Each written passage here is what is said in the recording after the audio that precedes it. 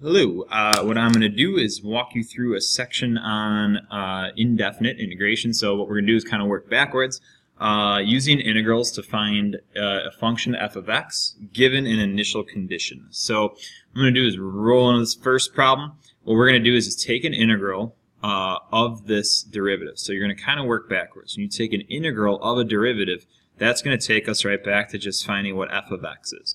And we know using our integration rules that I can add 1 to my power and drop that number to the denominator. This one's going to give me 3 to the x to the third over 3 plus 4x. So if I clean this up a little bit, I get f of x equals, the 5's cancel, so x to the 5th minus x to the third plus 4x, and then we want to throw on the plus c. I should probably put that there. So what the initial condition does is it says, hey, that function f actually has a y value of 2 when x is negative 1. So we're going to sub those values in. So in for f of x, we'll sub our 2, and in for x, we'll put our negative 1. So negative 1 to the 5th minus negative 1 to the third plus 4 times negative 1 plus c. And what you're going to do is end up just solving this out. And let me see, this is negative 1 minus negative 1, so these are going to end up canceling out, and that'll be a minus 4 plus c.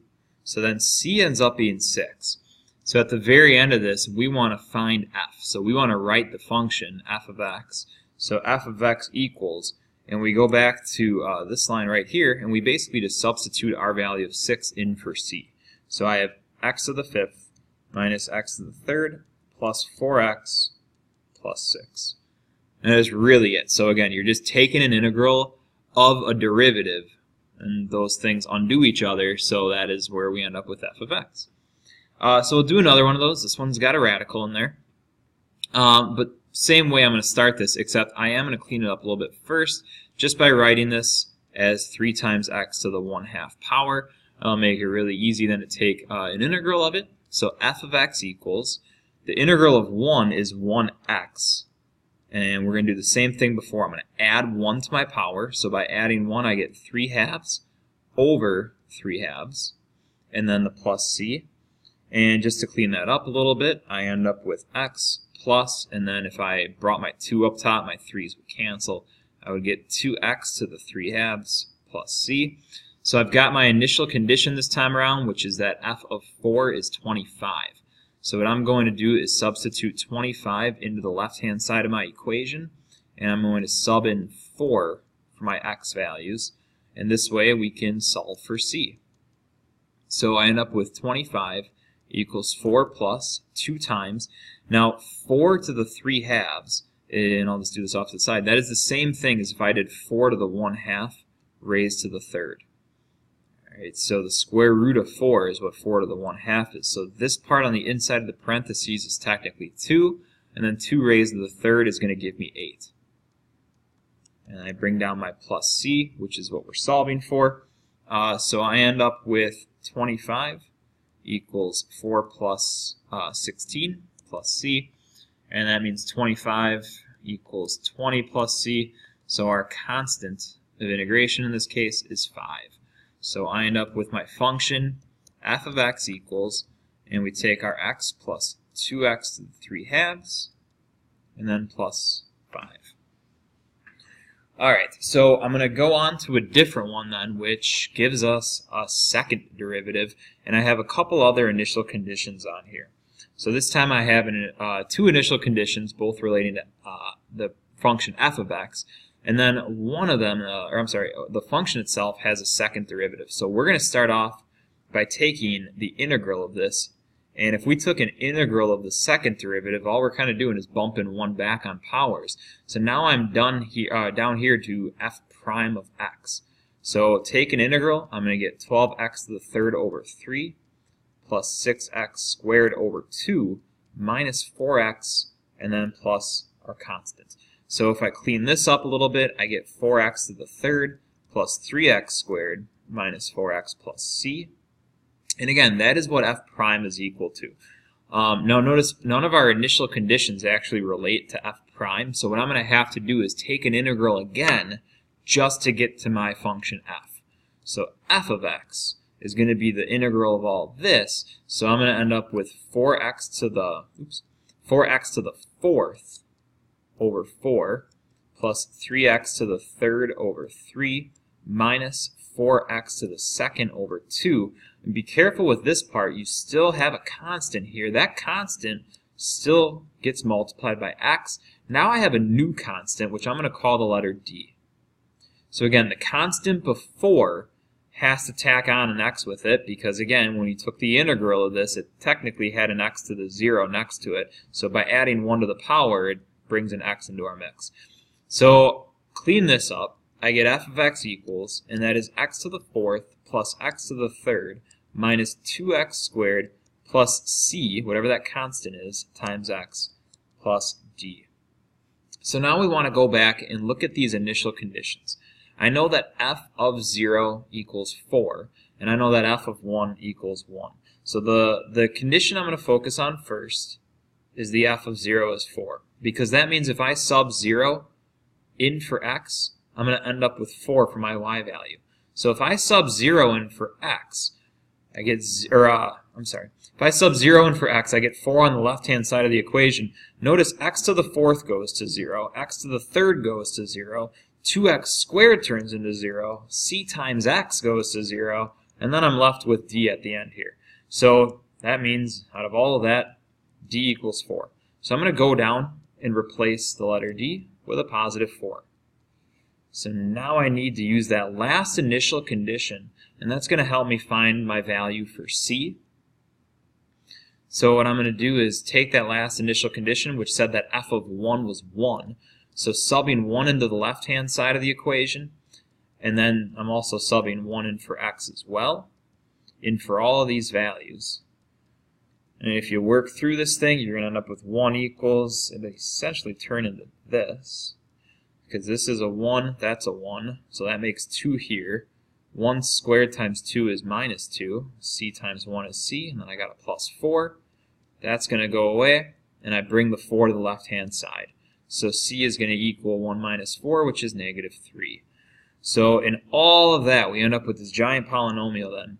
F of x equals, I have x to the fourth, I have x to the third, minus 2x squared, and now I'm going to sub in my c value here, so I can say minus 3x, and then plus 4.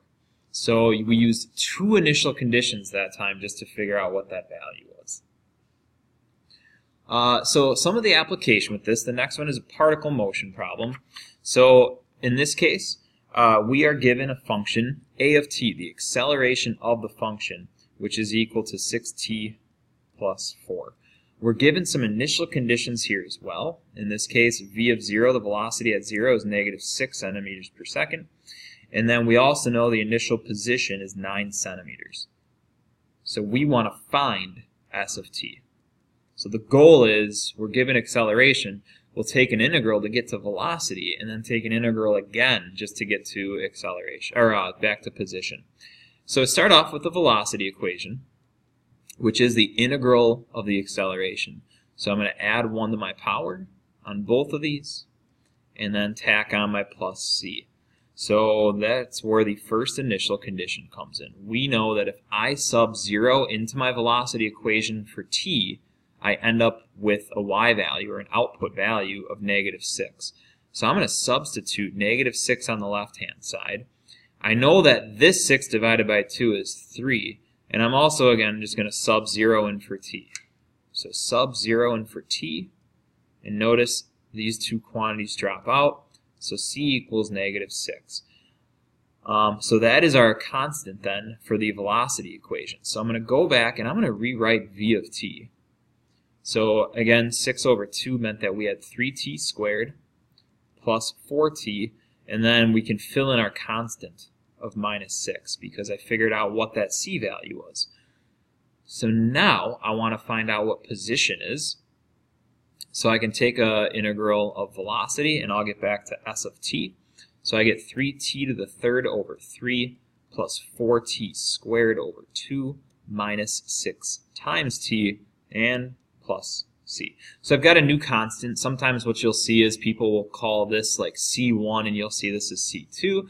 You could use different letters of the alphabet, whichever it is.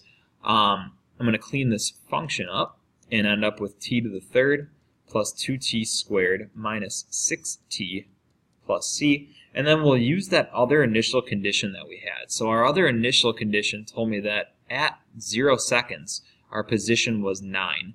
And you can kind of see it right here. If you sub 0 in for all of these three values, they're all going to go away, and you're going to end up with 9 is equal to c.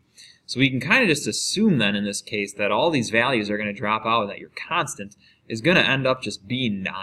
So what I'm going to do is just get rid of the c here and throw a 9 and call it a day. That is our function.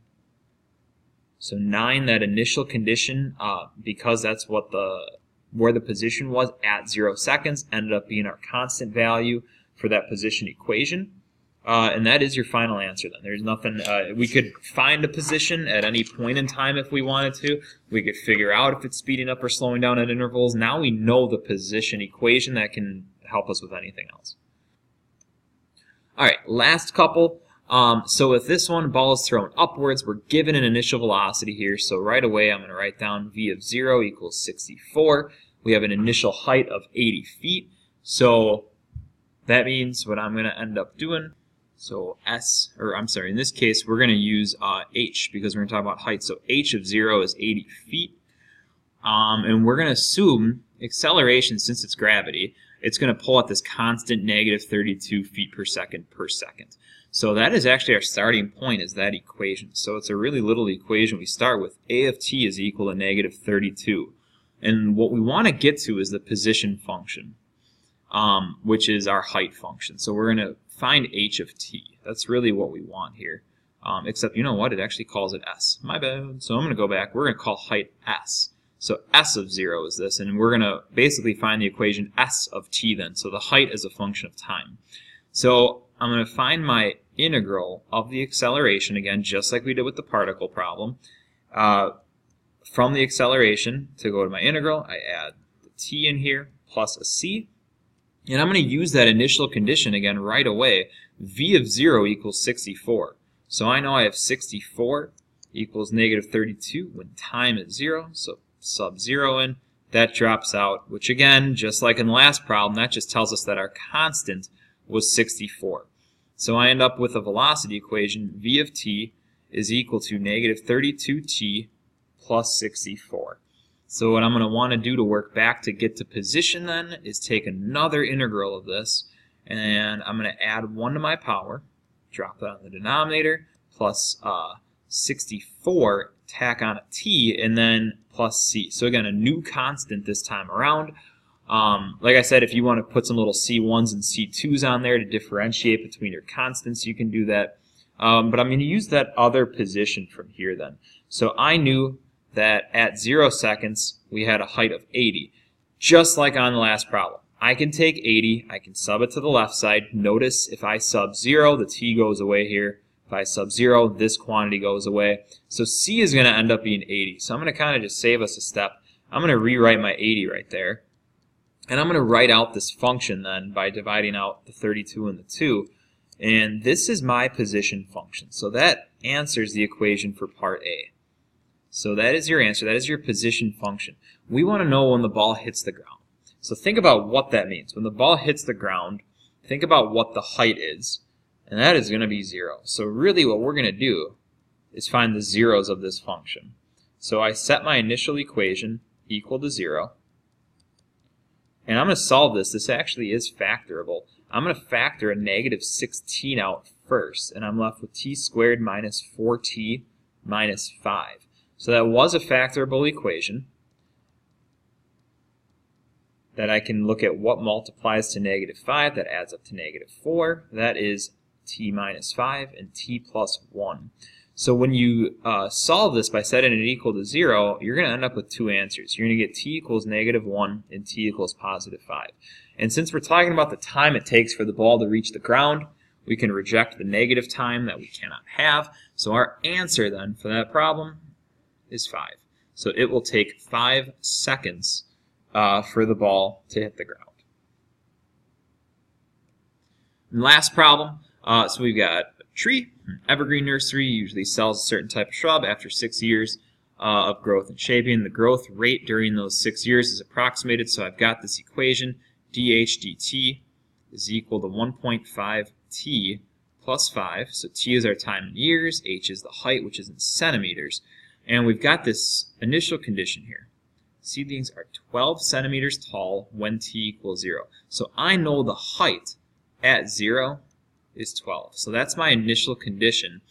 dh dt is saying, hey, that is already our derived function. So the derivative function in this case is dh dt. What we want to do then is take an integral of 1.5t plus 5, and that's going to give us our height equation, h of t. So in doing so, throw a little dt on there, by the way. Don't forget that. That tells us that we're taking the derivative of height with respect to time. So in this case, we're taking the integral with respect to time. So what you end up with then, after you take that integral, is 1.5t squared over 2 plus 5t plus c. And applying that initial condition that we knew that the initial height was 12 centimeters, we can take 12, sub it in to the left-hand side of our equation, sub 0 in for t. And notice again, this happened a couple times already, c is 12, so our constant is 12.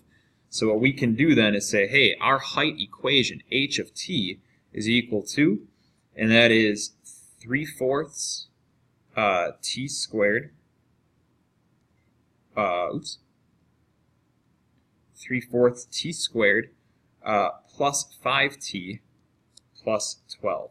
And I'm getting the 3/4 from the fact that this is 1.5 is 3 over 2, and then I really have 3 over 2 over 2, which is 3/4. So I kind of just simplified that first term there. That gives us our height equation, and it wants to know, so that's part A, it wants to know how tall are the shrubs when they're sold.